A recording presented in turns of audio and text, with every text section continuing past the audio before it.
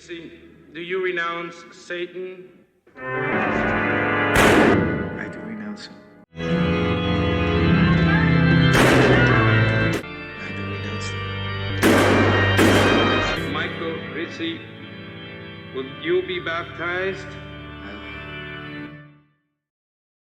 The Godfather was based on the Italian-American mafia and accurately represented mafia violence at the time. Realistically, Michael Corleone was never going to be arrested for his murders. He technically was not involved since he hired people to do them for him. Because of this, prosecutors couldn't do anything. That changed on October 15, 1970. Signed into law by President Richard Nixon, the Racketeering, Influence, and Corrupt Organizations RICO Act went into effect and greatly assisted the FBI in arresting and prosecuting criminal organizations. The RICO Act is a federal law that allows criminal penalties and civil actions against criminal networks. Individuals involved in racketeering and bribery can be held accountable. Using this, the RICO Act was and still is used to prosecute criminal organizations and conspiracies, making it an important turning point in U.S. history. What made it so?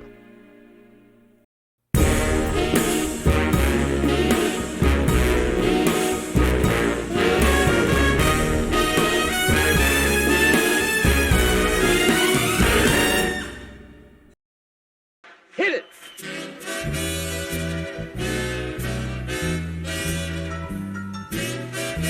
In the mid-1900s, the mob ruled all. They had their finger in everyone's eye, so to speak. They controlled construction, gambling, waste disposals, and unions. Heck, even grocery stores were unsafe. So how did this happen, and why did the government let it happen in the first place? The story begins in the early 1930s during the Castellamarese War. For context, Mussolini had forced mafiosi out of Italy.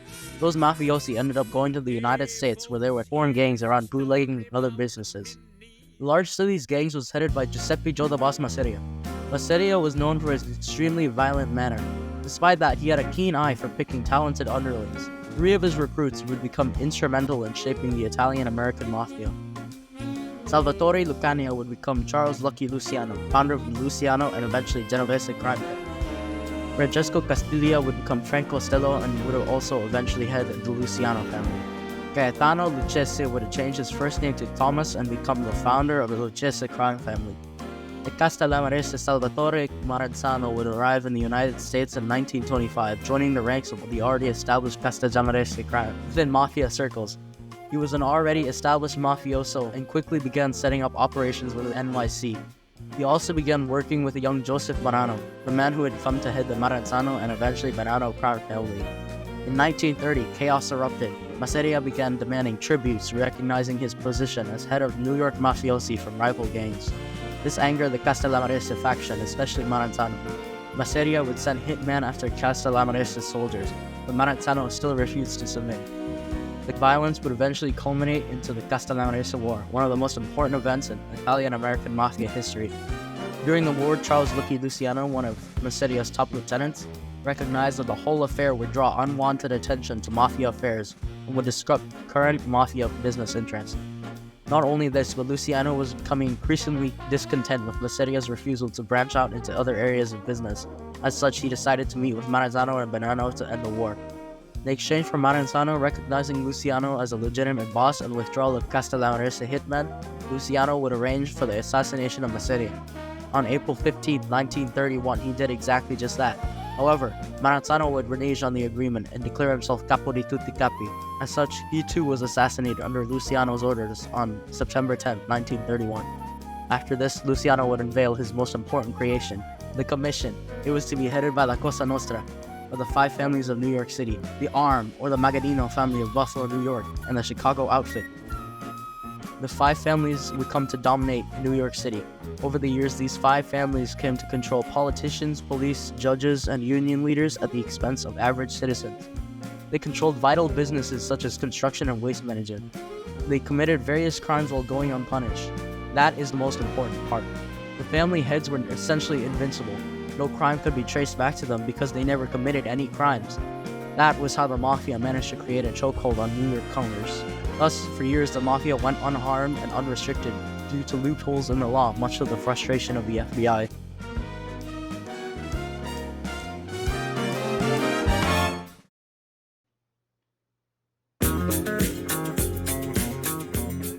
That would change in 1970 when Congress passed the Racketeer Influenced and Corrupt Organizations Act. This would allow law enforcement to arrest additional persons under the doctrine of respondeat superior. During the 1980 to 2000 period, the RICO statute was used by federal prosecutors to bring several mafia figures to justice. From February 1985 to November 1986, the Mafia Commission trial took place. During this trial, 11 figures of organized crime, including the patriarchs of the 5 families, were indicted by U.S. Attorney Rudolph Giuliani under the RICO Act. Their charges included extortion, labor racketeering, narcotic trafficking, and loan sharking.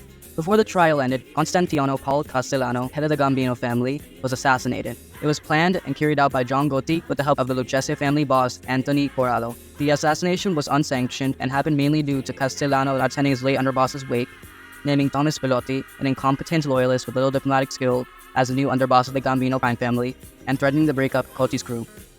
Eventually, 8 defendants were convicted of racketeering, and 1 defendant, Indelicato, was convicted of murder. Anthony Salerno, Antonio Corrado, and Carmine Persico, who were the bosses of the Genovese, Lucchese, and Colombo families respectively, were all fined and sentenced to 100 years of prison. All 3 of them would die in federal custody.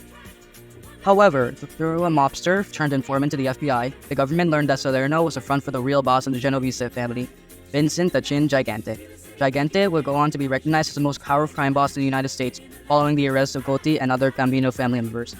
Astonishingly, for about 30 years, Gigante feigned insanity to prevent himself from being prosecuted. This would earn him the nickname the Oddfather. Eventually, the government found out about the sham and sentenced Gigante to 12 years in prison in 1997 for conspiracy and racketeering, and an additional 3 years in prison in 2003 for obstruction of justice charges. Because of RICO, the Mafia was dealt a blow that they never fully recovered from, and the New York City Mafia will never be the same.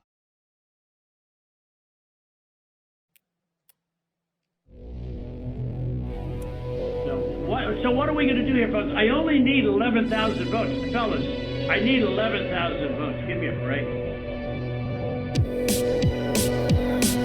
On January 2nd, 2021, Donald J. Trump phoned Georgia's Secretary of State Brad Raffensperger to find him 11,000 votes. Even after a statewide recount, Trump remained bewildered by his loss. Trump repeatedly requested Raffensperger to add 11,780 votes to win the election by 1. Trump pressured Raffensperger by suggesting that he and his team could face criminal liability if they didn't comply, which was false. Trump used threatening language, false claims of fraud, and pressure to break the law to make Raffensperger change the count, despite Raffensperger repeatedly stating it was accurate. Although Trump's name isn't under the indictment, prosecutors could attempt to use the phone call and other pieces of information and evidence to connect him to the conspiracy, pressuring state officials' attempts to appoint illegitimate electors and making false statements of voter fraud represent a pattern of racketeering targeted at overturning the 2020 election results. The conspiracy also allegedly involved calls and travels across state lines, so it could affect interstate commerce, fulfilling a key requirement for RICO charges. Trump's indictment would prove that no one is above the law and that the RICO Act demonstrates this perfectly as a turning point. Then, of course, RICO was never intended to be only used against the Mafia. It was used against many criminal enterprises, some of which you probably won't even expect to be involved in. One of the most infamous applications of RICO was in June of 1984. The Key West Police Department was indicted and put on trial for running a criminal enterprise racket. According to the evidence, the Key West Police Department was protecting drug smugglers who were selling cocaine under their protection. Of course, this didn't end well, and the police chief ended up with 30 years along with 12 other colleagues. Another famous case was in 2015, when the DOJ formally indicted FIFA, naming 14 people as the defendants. In the document, they claimed that FIFA executives at the highest level, most notably Sepp Blatter, the president of FIFA at the time, was accepting bribes to bias the World Cup towards certain countries. As a result of this investigation, Sepp Blatter stepped down and most of the defendants pleaded guilty. However, since it was FIFA, a major sports organization with lots of power, they were never arrested nor faced any jail time. Instead, they simply were forced to leave FIFA.